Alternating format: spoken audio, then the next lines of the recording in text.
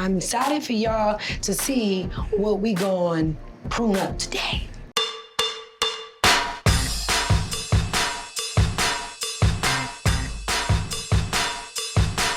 Yeah, these are gorgeous. They are.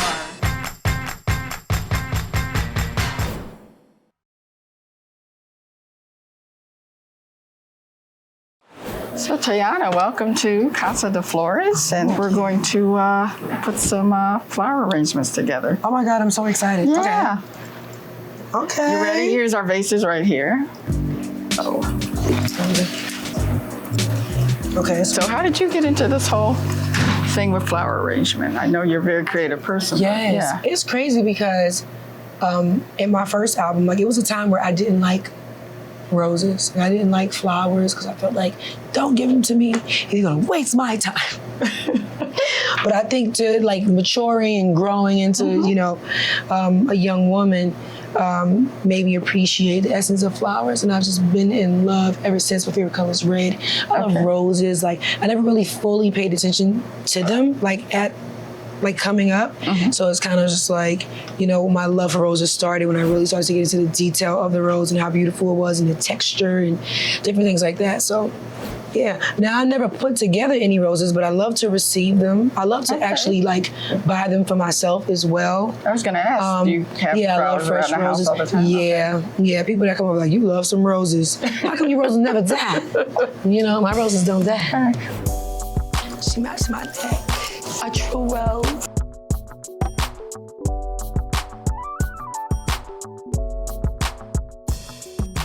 So in the meantime, I want to give you flowers. It's been 5 years since your last album. And when we last chatted, you had the album come out in 2020. Yes. So your flowers now for Escape Room. So why don't you talk a little bit about that and how that came together. You know, at first you said 5 years ago you were just going to push music aside. So was there a moment and a situation or something that prompted you to say, I got to get back in the studio and do something musical? Yeah, I think, you know, then when I spoke to you 5 years ago, it wasn't on my terms.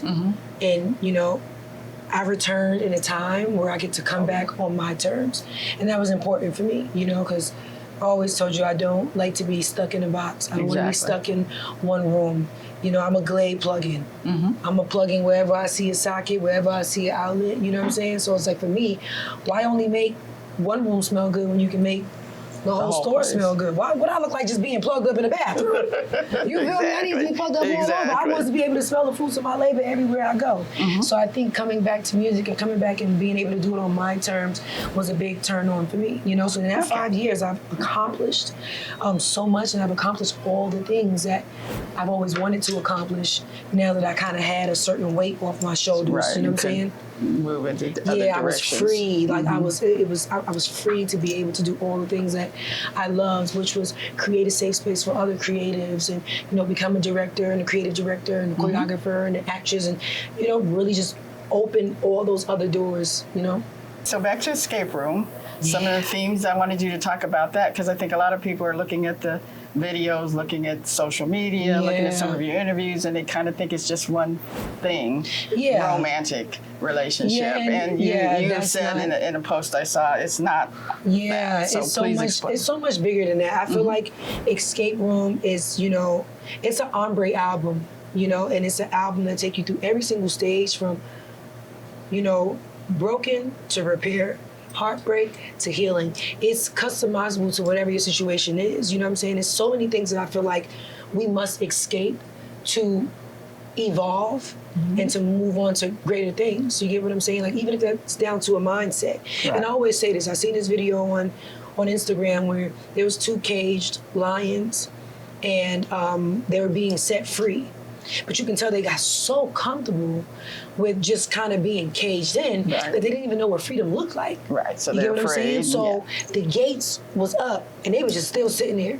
Docile. And then once they realized they were free, they slowly got up and they ran. Made for it. Okay. They ran. You get what I'm saying? They ran to their freedom. So when I say escape room, I'm saying that's whether it's escaping our mindset, escaping, you know, what we feel like isn't right, whatever is not serving us, appreciating us, valuing us, you know, watering us. We gotta escape us, that. yeah. Feeding us, you gotta escape that because nothing can be saved without proper maintenance and without proper care. You know, eventually a rose will die.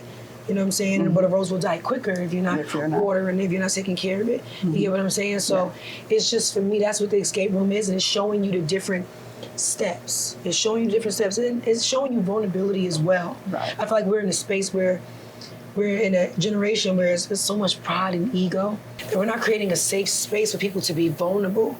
And in this album, it's like, you know, you're able to feel, okay, this is where I was broken, and then here's the in-between that people don't talk about, and then here's the healing. Because it's like sometimes music can be really, really dark or it can be really, really light and pure, and when it's dark, it's like, oh my God, how did it get there? What happened? Right. And then when it's light, it's like, oh, what's the prayer? How did you get here? I don't want to gatekeep the in-between. Okay. I want to go into the details of and in the process, because I think it's very important. And I know it's hard. There's 22 tracks on the album. I know it's hard to narrow things down, and you put out Long Time and Bed of Roses. Yes. Roses. So can you, what is it about Bed of Roses between that song and maybe pick 2 other songs on the album that kind of encapsulate what you just explained about Escape Room?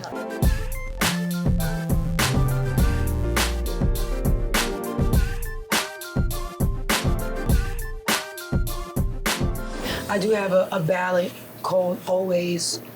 That's really, one of really my beautiful. favorites on there. Yeah, Oh my thank God, you. yes. Yeah, and honestly, it's a letter to myself, you know, and it's because I even escaped myself.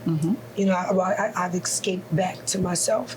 It was a letter for me and a letter for just the music industry and all my fans who felt like, you know, in whatever I was dealing with, I lost a piece of me, or they lost a piece of me, or leaving music, they felt like they lost a piece of me. I think now, dropping so much dead weight and like feeling light again, and you know, the smoke being cleared, that means the world to me. You know what I'm saying? And that's what Always represents, and that's why I'm like so excited for people to hear the album, because you feel the transitions throughout the whole album, even with the monologues. You know, really, it's 22 tracks, but it's only 13 records on there. So they're in for a treat with the monologues and the story that it's telling, and the beautiful women that are a part of these monologues is like. Okay, you want to get some more kiss. flowers? Yeah. This is you. And we can go inside the refrigerator room again, too. Okay. I think I need to clip this one. She a little long. Yes.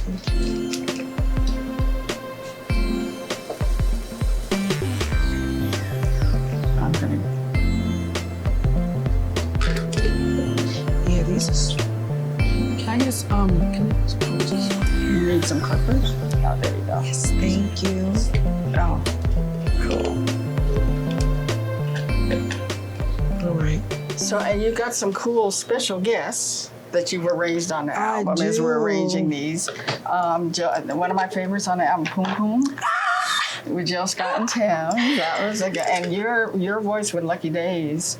On Hard thank Part, you. I think it is called. Yeah. So you really, okay, you I really do listen. Yeah, I do indulge. listen. I love that. Yeah. So how did you come to align with them and say that they were the perfect choices for some of these songs on your? You know what's crazy is when I did Pum Pum Jump.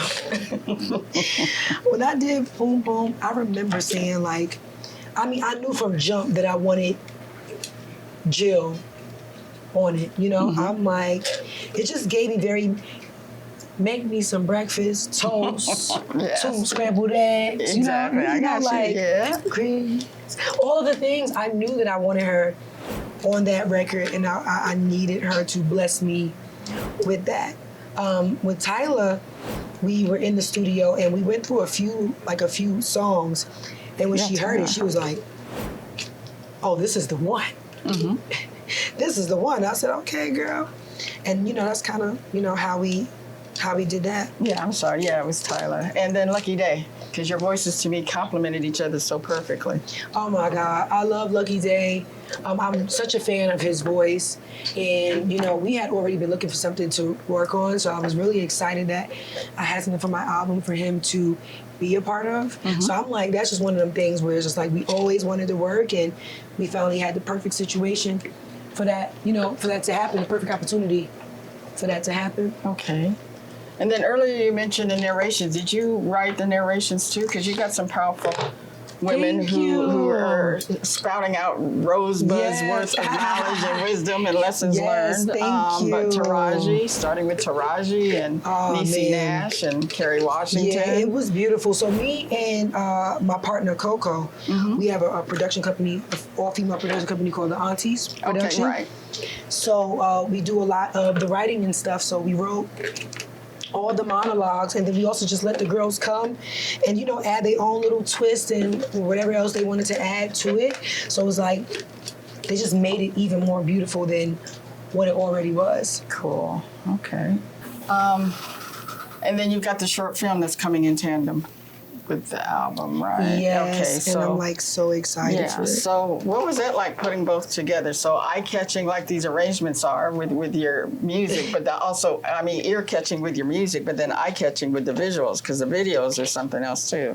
Thank you. Yeah, so the mini movie is going to be amazing, which I hope you can make the premiere. I think I'm going to do a little premiere. And it's going to be super cool.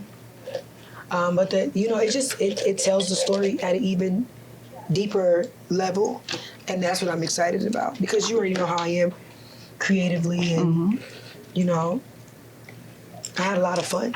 Good. Okay.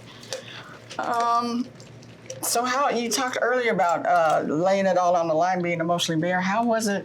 I need more of these. These cute. Yours looks great. Yeah, I feel like I need to move one of them. This one's a little tall. But really being emotionally bare on this particular album, how difficult was that? And what is it you might have learned about yourself that you didn't know before after finishing this album and working and finishing? My strength. I was able to get up and get to it. You know what I'm saying? I think that was a beautiful thing. And like I said, on this album, when you hear you heard the album, so you understand where it goes. Right. So I got to happiness very, very quickly in that album. Got to happiness very quickly.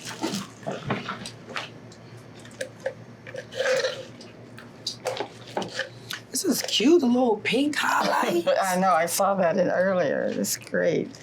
This is such a great little shop. Whatever. Right. And folks have said too that in listening to the first couple of songs and things that it celebrates Black women being loved out loud. What's your take on that opinion? Yes, it definitely celebrates Black women being loved out loud. What I love the most is when people say exactly what the intent for it is supposed to be. You know, it also makes you proud. It's like, perfect, you caught it. It's exactly what that's exactly it. You know what I'm saying? But also, I feel like we're forced to be strong all the time. And I feel like with this album, like I said, the vulnerability was an important factor for me. For us to be able to be vulnerable and create these safe spaces. You know? Right. So to be able to take your cape off and take your cape off and love and be loved, you know, I think, you know, is important. Okay. We deserve the softest, most purest form of love. Well, that's when I was going on YouTube, looking at some of your videos, and then looking at some of the comments from the fans, and that is what one person said. I hope whoever's listening to this understands that she's that they're getting real love out of this and understanding what real love is, and exactly. And that I they just deserve love when they understand the assignment. I love when the assignment is understood. And then love of a different kind, because you have your daughters, Junie and Rue, on Always. That was another of the songs that I starred. So what is it you want them to take away from this album, listening to it now and then later as they become young women and adults? I mean, honestly, I really do feel like this shows them the ways. This is like how, listen, and what I love about this album, because it's almost kind of like, and if that don't work out, go back to song number 1. I love the fact that you kind of, by the time you get to the last song, you forget where you were in the beginning of the album. And I think that it is a cycle that would be great for them to hear when they get older and be like, okay, this is how I need to navigate this. It is okay to love again. It is okay to feel. It's okay to not be okay. You hear what I'm saying? Instead of internalizing everything or sitting around being jaded or sitting around being upset, don't be.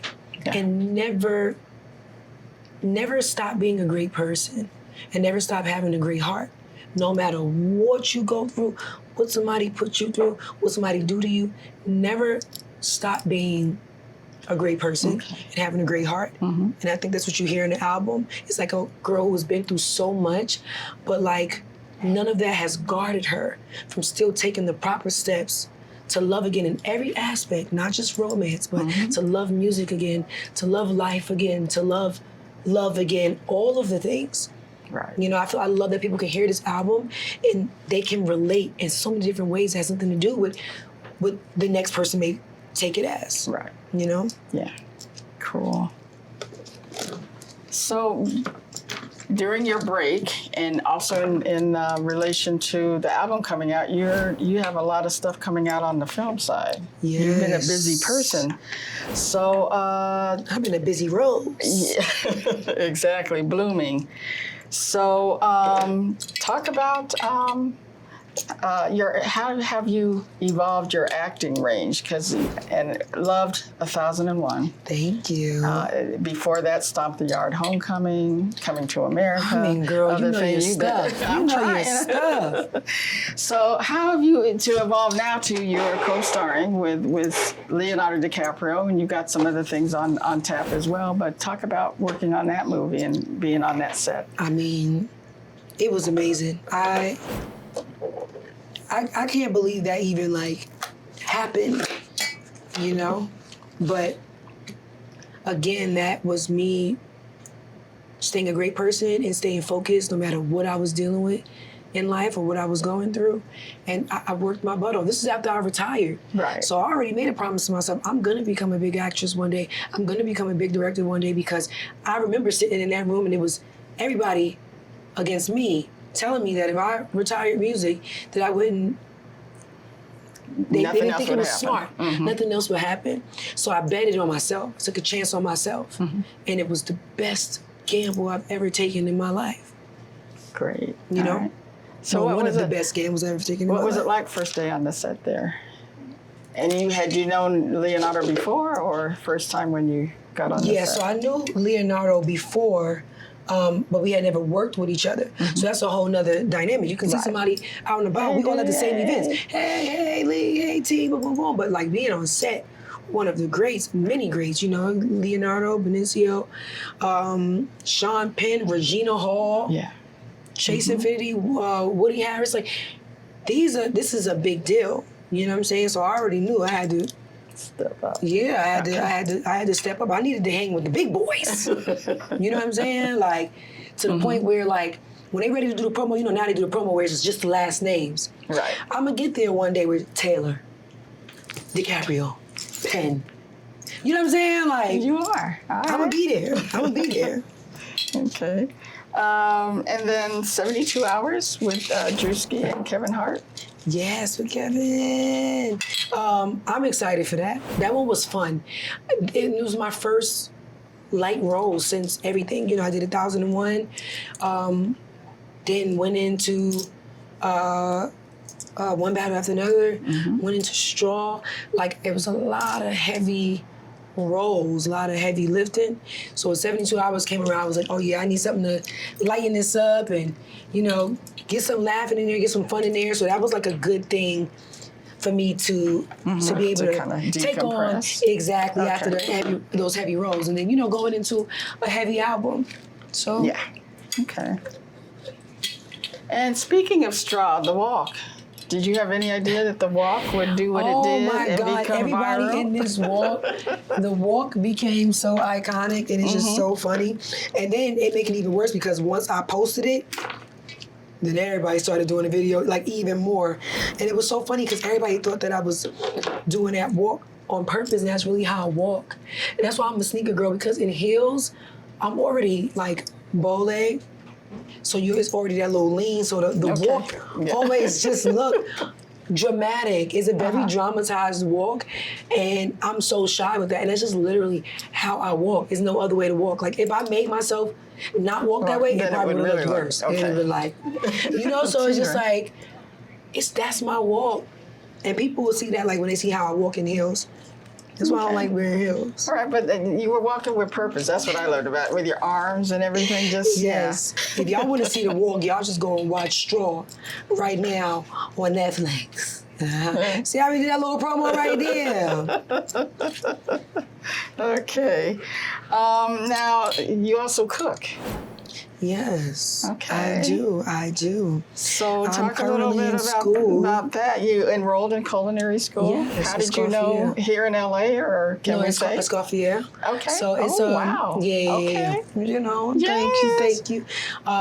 They have a facility in Austin as well as Colorado. Okay. And they also have online too. But online is even harder.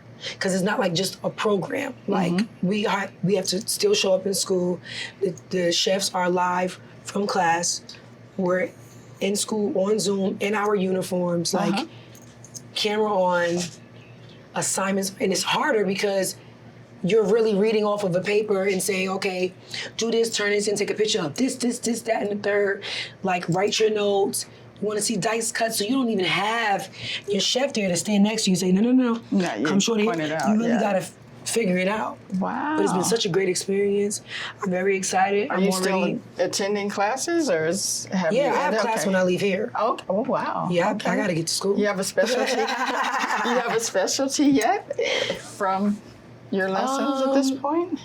Honestly, it all has been good. Like they've opened my brain to a lot of stuff that I didn't even know, and that's what I love about it, because the goal is to learn the art of culinary and the art of pastries, because it's something that I've always loved to do. I love to bake and I love to cook. So it's for me to better my skills, and if I want to go open up a restaurant somewhere, be able to do that. And I'm in week 4, straight A student. My chef when they send their little feedback, like they be so proud, and I just be so proud. So like I take pride in going to school. I don't play that. Like, and it's like even if you miss the live session, to get your attendance, you still have to make it up. Yeah, I mean you still have to watch the session. Okay. Like once you click it, they know, and you have to watch it all the way through for them to know that you actually came to class. So it's like even if I miss the live session, I'd be so pissed off. I'd be like, I missed class. Everybody leave me alone. Boom, boom, boom. But I still watch the live session the same day. Okay. And I get my assignments in early. We're talking about an hour? The class, each lesson? Yeah, the first class is an hour, and then you have study hall. Oh, wow. Which is like another hour. So for them, it's just like, we want to see that you guys are doing the work and that you care. And it's hard. It's very hard. Knife skills, all of the things you're learning so much, so many different techniques. So if I threw open my refrigerator right now and you were there, could you pick some ingredients out and that's what I've always wanted to be able to do.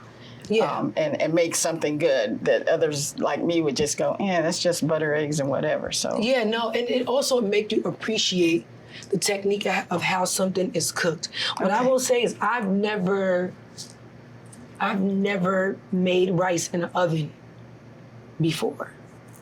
Yeah, like wow. It's called rice pilaf or pilaf. Yeah, pilaf.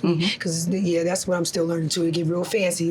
The names get real. I said rice peel off. What we peeling off? You know what I'm saying?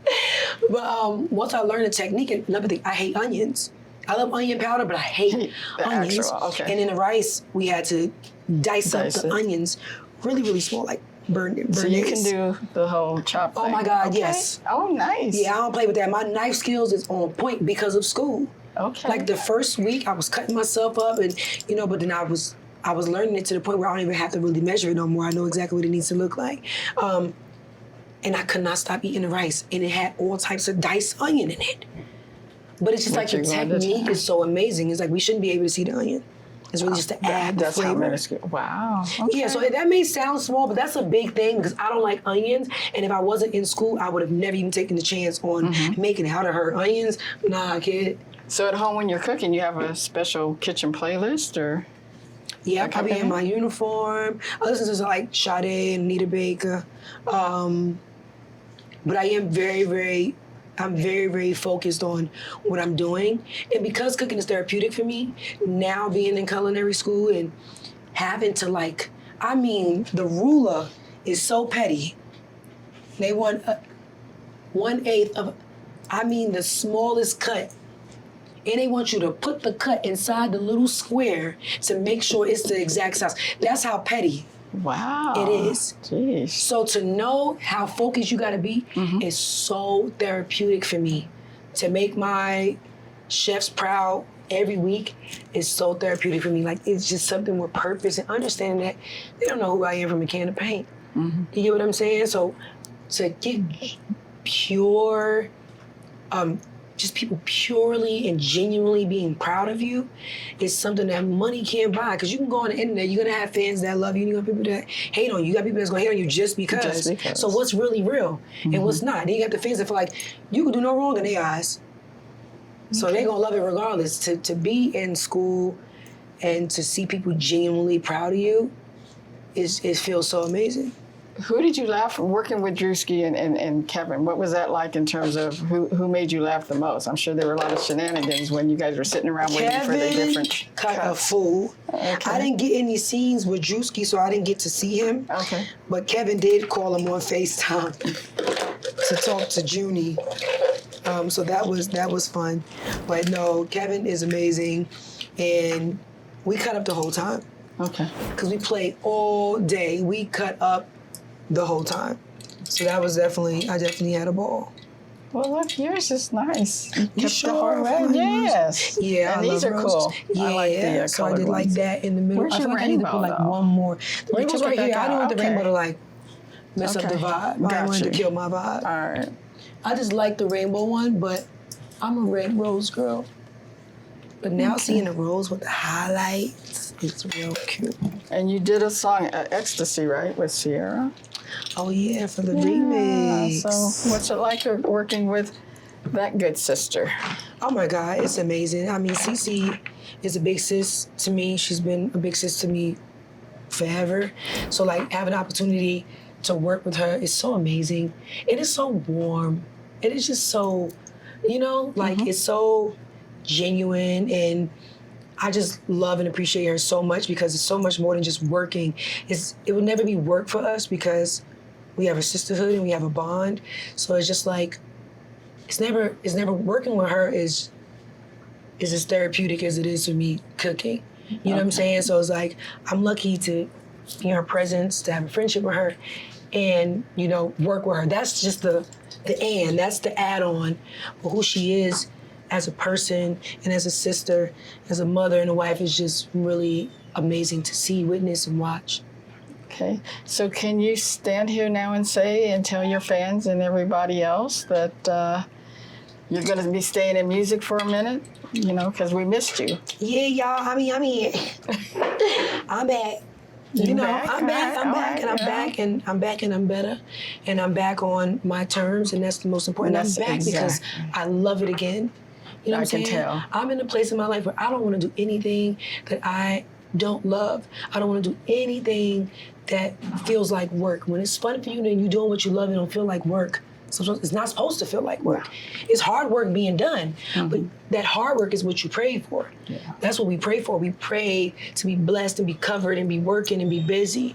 So me working hard will never feel like work to me, especially if I love it. Listening to your album, it helped me, even though I'm more seasoned here, but it's always hard seemingly for women to think it's okay to say no. And that's what You know what I'm saying? And this is what I can say. It's okay to say no. It's okay to feel. It's okay to not be okay. It's okay to take your cape off. Yeah. Because I think that we keep getting thrown in this thing of like, oh, you're so strong, you're strong. And it's just like, baby, and what about the times that I'm not? And I'm still, you know what I'm saying? Yeah. What about the times that I'm not? And I think that what this album is, it's a safe space. It's a safe space to escape to wherever you want to go. All right. Well, thank you, Teyana. And I think this is so great. The sign, if the camera gets it, it says always blooming. And I think that really fits you in the stage you're at right now in your career and life. So thank you. So good to see you again. Yeah, thanks.